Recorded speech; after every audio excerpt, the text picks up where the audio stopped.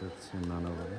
একসময় 13টা ঘর ছিল, এখন একটা বিল্ডিং বাকি। এই যে ঘরটা দেখা যায় এটা কমপক্ষে 50 বছর। এইটা অনেক পুরনো ঘর। ছাড়া এগুলো সবই দোতলা হচ্ছে। গাছগাছালি একদম গ্রামের ভিতরে, সুন্দর। বেশ নানি মারা যাওয়ার উপলক্ষে আসলে আসা। নানি আর ফিরে আসবে না, তাই আজকে মিলাদ ছিল, মিলাদে আসলাম। সেগুলো উঠতেছে, নতুন করে পড়তেছে।